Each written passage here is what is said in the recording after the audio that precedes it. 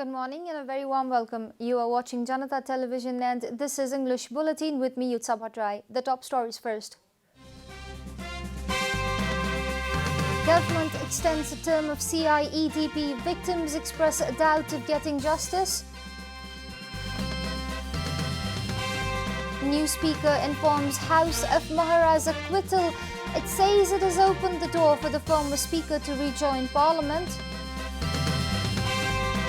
Equipment worth millions of Melamchi project remain idle. New contractors accused of throwing away the materials. Ashraf Ghani secures a second term as Afghan president. Rival leader alleges of vote rigging.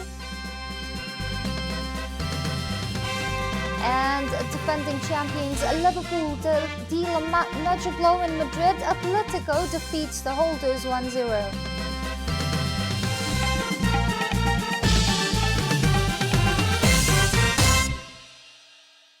And now the news in detail. The government has extended the term of the Commission of the Investigation on Enforced Disappearance Person by a year. The Commission has also got new office bearers. However, 6 years after the formation of the Commission, the government is yet to make public the status of missing person during the decade-long army insurgency. A few other commissions formed earlier to tackle the issue have already been scrapped while the conflict victims have lost hopes of getting justice. However, the term extension of the Commission has rekindled their hopes and the CIEDP faces mounting challenges to assure the victims of justice. The victims have alleged that the Commissioner of CIEDP are enjoying perks and benefits from the state but not performing their duties so far. They are highly suspicious of the Commission becoming active in the coming days. Meanwhile, office bearers of the Commission say despite their political appointment, they are committed to gain the trust and confidence of the victims. The government and the then Maoist rebels had signed a peace accord in 2006 and agreed to make public the status of the missing persons within 60 days. However, the commitment has not been fulfilled even a decade down the line. The Commission is still studying more than 3,100 complaints.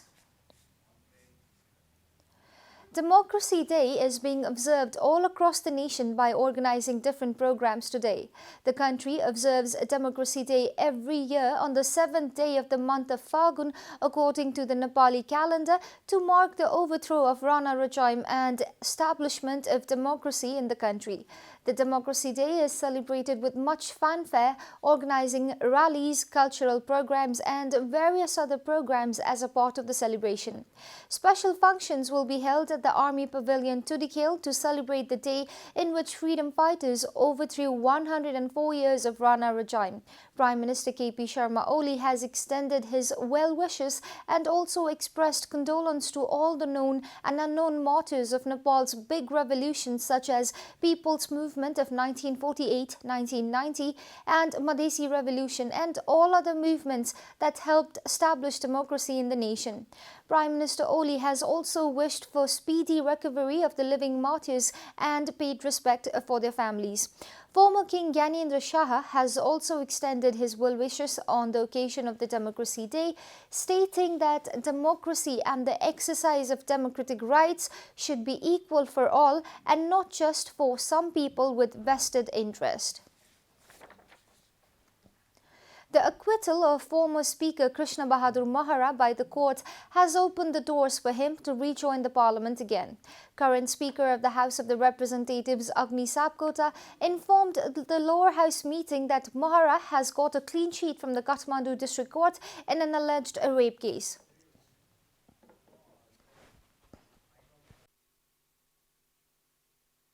कार्यालय दिल्ली बजार काठमाडौँमा थुनामा रहनुभएका प्रतिनिधि सभाका माननीय सदस्य श्री कृष्णबहादुर महरालाई काठमाडौँ जिल्ला अदालतको मिति 2076-11/5 को गतेको फैसलाले अभियोग माग दाबीबाट सफाई पाउने ठहर गरी 2076-11/5 गते थुनामुक्त हुनुभएको बेहोरा माननीय सदस्यहरूलाई जानकारी गराउँछु।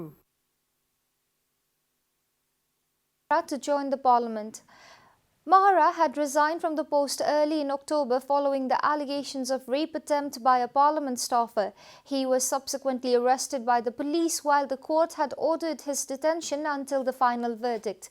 Mahara was acquitted by the court yesterday on the grounds that evidences against him were insufficient to prove his guilt. This led to the election of a new Speaker of Parliament. This is Janata Bulletin. We'll be right back after a short break.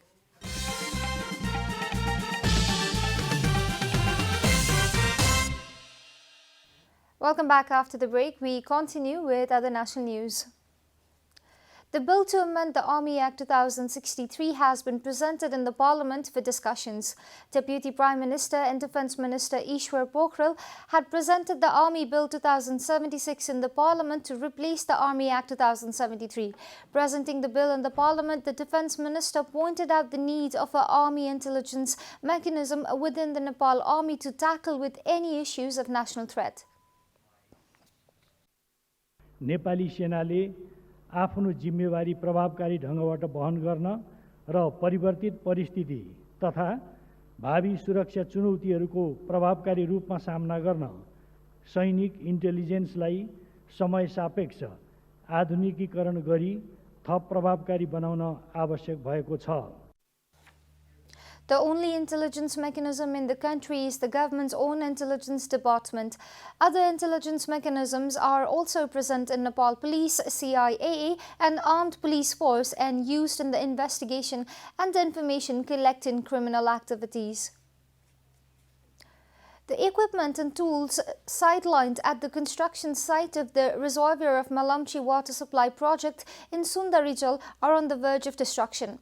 The project, however, has shown little interest to protect all these crucial instruments, which have been ruined without their optimal uses. A report. The scene is of the wreckage of the Melamchi water supply project at Sundarijal, one of the national pride projects.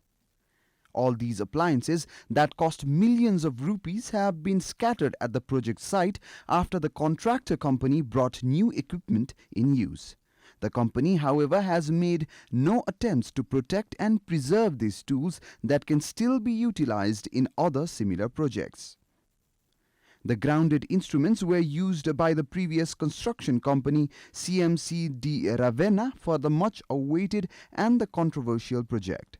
The state had to bear losses of millions of rupees after the new contractor company Sinohydro project began using new set of instruments while the state failed to utilize the old tools on contract basis. The Sustainable Development and Good Governance Committee of the Parliament has finally shown some concerns about the instruments that are lying idle at the project site. The committee members inspected the project site and stressed that the government should take up the responsibility of protecting the equipment as they fall under government's property. The government has committed to supply drinking water from the Melamchi project to the valley within mid-July. Ministry of Drinking Water and Sanitation had made such a declaration, issuing a white paper last week. However, the ministry has failed to mention about the neglected instruments that will eventually be a loss to the state coffers. सुन्दरी जलमा थन्किएका जति पनि उपकरणहरू छन् राष्ट्रको सम्पत्ति भए राष्ट्रले यसलाई चाहिँ अलिकति secure गर्नु पर्यो। यदि ठेकेदारको हो भनेदेखि ठेकेदारले यत्रो घाटा हुँदा हुँदै अझ त्यो उपकरणलाई झन् त्यसलाई डेमेज पारेर झन्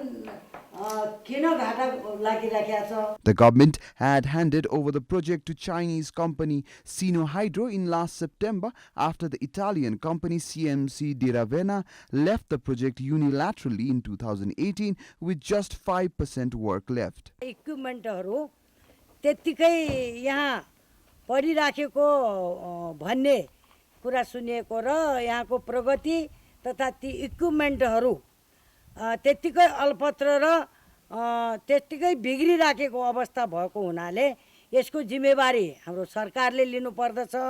Sinohydro has agreed to complete the project within 15 months of stipulated time. The Chinese company has been using new instruments, abandoning the old ones.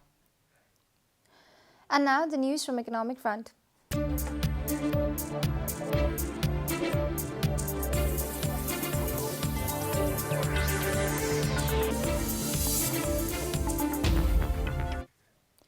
The poultry farmers have picketed the Commerce, Supply and Consumer Protection Department, blaming them of colluding with the industrialist to increase the price of chicks in their feed. The poultry farmers have warned of serious actions if the prices are not adjusted. A report. The farmers have blamed the department of colluding with the hatchery and feed industrialists to increase the price of the feed and chicks. The farmers have blamed the department of sitting idle while the price of a single chick was increased by ₹30 in a span of 8 days. The farmers have submitted a memorandum to the department with a clear warning that if the prices are not adjusted, more serious protests will follow. हामीले एक महिनामा 42 करोड भन्दा बढी चाहिँ किसानले भुक्तानी गर्नुपर्छ। त्यो अतिरिक्त जाने नाफा भन्दा अतिरिक्त जाने हो। त्यसो हुँदाखेरि यो विषयमा सरहरु किन नबोल्दिनु भएको? हाम्रो कुरा त्यो हो। त्यसकारणले 8 दिनका बीचमा 30 रुपैयाँ मूल्य वृद्धि हुँदाखेरि सरहरु किन नबोल्दिनु भएको? हामीले पटक पटक ताकेत गर्यौं। हामीले यही कुरा सरहरुले चाहिँ समस्या र समाधानका विषय लिखित ल्याउनु भन्नु हामीले लिखित ल्यायौं। तर हामीले यति बेला यथाशीघ्र चाहेको कुरा के हो भने चल्लाको मूल्य कहिलेदेखि घट्छ अथवा तपाईहरुले घटाउन कहिलेदेखि ताकेत गर्नुहुन्छ? 76 माघ 10 गतेसम्म चल्लाको मूल्य 40 रुपैयाँ कायम भएको र माघ 11 गते 50, माघ 14 गते ₹60 तथा माघ 18 गते ₹70 कायम गरी मात्र 8 दिनका बीचमै प्रति गोटा ₹30 रुपैयाँसम्म मूल्य वृद्धि गर्नुपर्ने उद्योगीहरूलाई कस्तो बाध्यतामूलक अवस्था थियो र? त्यसो हुँदाखेरि लामो समय घाटा खाइरहेका नेपाली कुखुरा पालक किसानहरूलाई राहत दिनुको सट्टा विभाग र उद्योगीको मिलेमतोमा आहत दिने काम भएको प्रश्न छ। Director General of the department, Netra Prasad Subedi, said the problems faced by the farmers will be addressed and resolved, but the department condemns the unwarranted warnings sent by the struggle committee. सारै नै क्रान्तिकारी शब्द राखेर ल्याउनु हो तर आधार लिएर आउनु पर्थ्यो के खास क्रान्तिकारी कुरा गर्न नेपाली धेरै अगाडि भयो हामी समाधानको आधार लिएर आउनु पर्यो। The farmers had sent a written letter to the department on February 3rd, citing their concerns about the rampant black marketing in the buying and selling of chicks.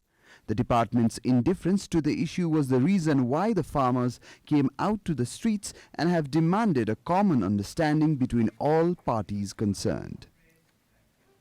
Time for a short break here at Janata Bulletin. Stay tuned for international news.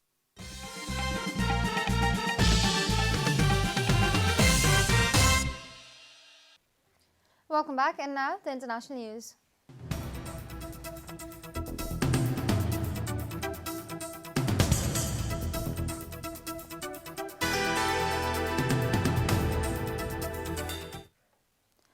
Ashraf Ghani has secured a second term as president of Afghanistan, AFP reported, citing the final results announced yesterday.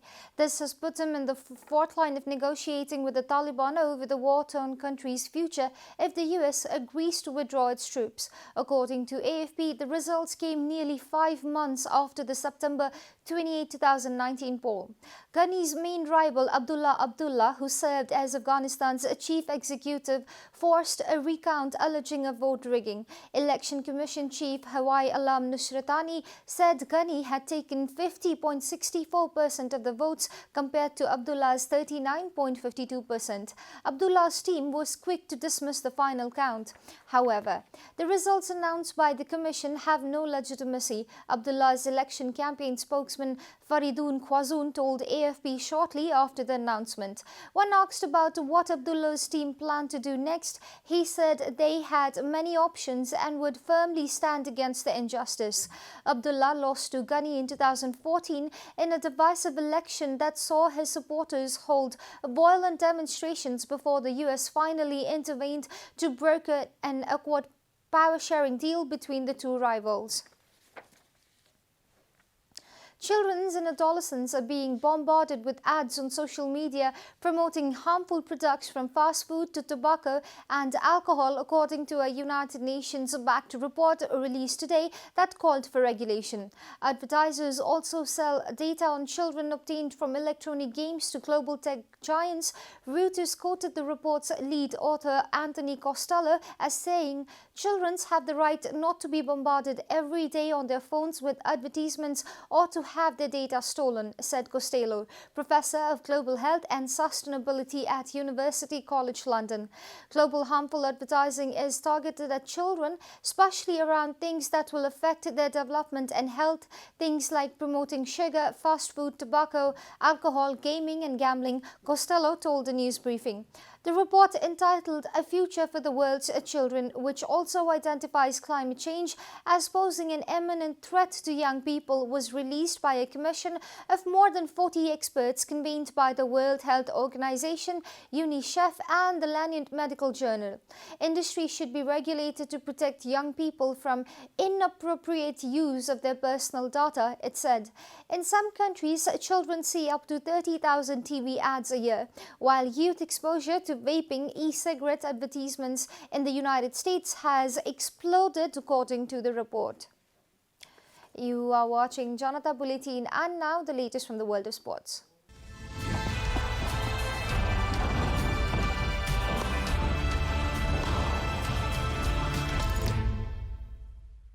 Liverpool's defence of their Champions League title has dealt a major blow as they lost to Atletico Madrid in the first leg of the two-legged round of 16 tie. Liverpool had 0 shots on target, with more than 723 passes completed against Atletico's 2 shots on target, from which they scored the winning goal. The game at Wanda Metropolitano was lit up in the 4th minute when Saul Niguez smashed the ball into the net from a second ball of a well-taken corner kick. The holders will now welcome the Spanish club to Anfield as they look to unbend the result at home.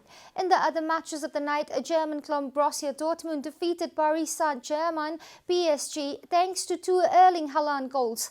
The German teenager scored in the 69th and the 77th minute for the host, while Neymar Jr. scored an important away goal for the Persian club. The return legs of both the matches will be played in 3 weeks' time. We are at the end of Janata Bulletin, and the headlines once again. Government extends the term of CIEDP. Victims express doubts of getting justice. New Speaker informs House of Maharaja acquittal, says it has opened the door for the former Speaker to rejoin Parliament. Equipment worth millions of Melamchi project remain idle. New contractor accused of throwing away the materials.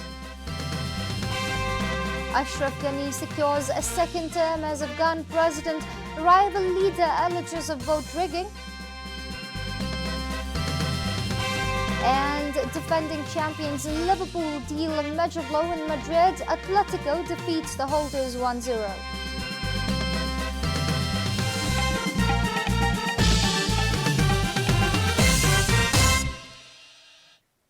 And that's all from the English News Desk for today. You can follow Janata Television and our programs on various social media platforms, including on our website janatasamachar.com. Keep watching Janata Television. Namaste.